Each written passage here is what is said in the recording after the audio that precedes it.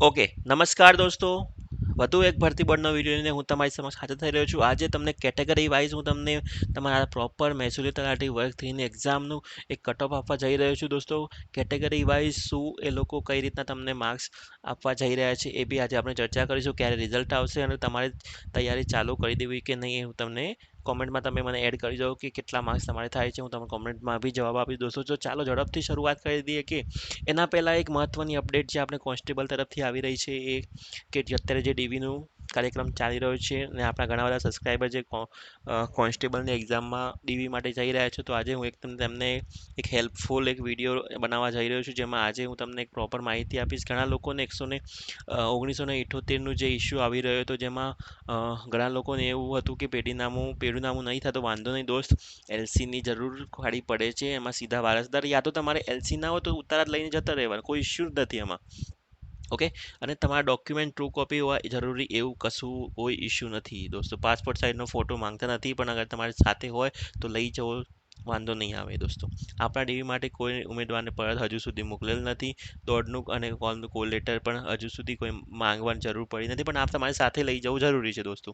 Okay, તો આ બધું એક મહત્ત્વની અપડેટ મારા પોલીસના ઘણા બધા જે સબસ્ક્રાઈબર છે એ લોકોના માટે એક મહત્ત્વની અપડેટ હતી, જે મેં આપવા આજે આવી રહ્યો હતો. એના સાથે સાથે આજે આપણે કટ ઓફ વાઇઝ તલાટીનું બી આજે મેરિટ બી પ્રેડિક્શન કરવા જઈ રહ્યા છે. તો ઝડપથી દોસ્તો, હજુ સુધી તમે સબસ્ક્રાઇબ નથી કરી મારી ચેનલને, હું હમણાં લાઈવ આવીને પણ તમને પ્રોપર માહિતી આપવા જઈ રહ્યો છું. તો આજે સબસ્ક્રાઇબ કરી દો, લાઇક અને શેરને બેલ આઇકન દબાવવાનું ભૂલતા નહીં દોસ્તો. ચાલો આપણે ઝડપથી હવે લાઈવમાં જઈને હું તમને એક વસ્તુ બતાવવા જઈ રહ્યો છું એક્સેલ શીટમાં કે ક્યાં શું મેરિટ અટકશે કટ ઓફ વાઇઝ, અને આપણે આજે પ્રોપર એનાલિસિસ કરીશું દોસ્તો.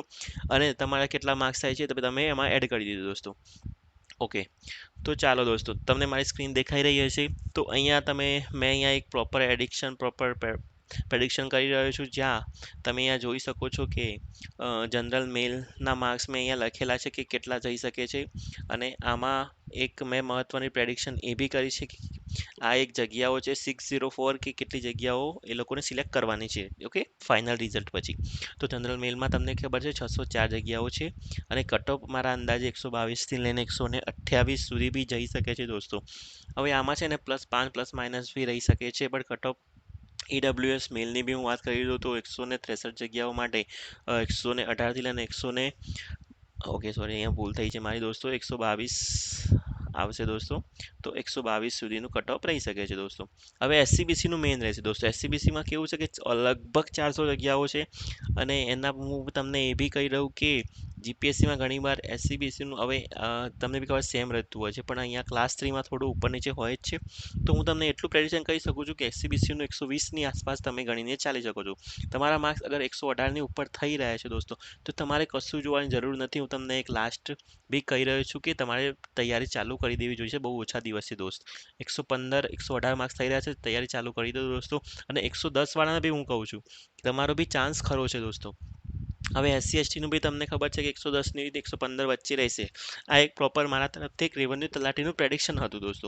આ કટ ઓફ અમે પહેલાં બી આપ્યું હતું અને અત્યારે બી એવ જ કહું છું. આપણે એલઆરડીમાં બી મેં તમને કીધું હતું કે પ્રોપર કટ ઓફ મેં આપ્યું હતું. આ કેટેગરી વાઇઝ આપ્યું છે. હવે અહીંયા ફિમેલનું હું તમને કહું ને, તો ફિમેલમાં તમે છે ને મારા ઘણા સબસ્ક્રાઈબર છે જેની કોમેન્ટ્સ આવી રહી હતી ફિમેલમાં, તો એમનું બી હું તમને એક પ્રેડિક્શન કહી દઉં. તો આ જનરલનું કહું તો જનરલ તો તમારે 118 ઉપર થઈ રહ્યું છે, તો તમારે વાંધો નથી, નહીં આવે, ઠીક છે. હવે ઈડબ્લ્યુએસનું કહું ફિમેલમાં, તો તમારે 115 ઉપર વાંધો આવવાનો નથી. ઓકે, અને તમે અગર એસસીબીસીમાં છો તો તમારે 117-18ની આસપાસ જોઈશે, 116+.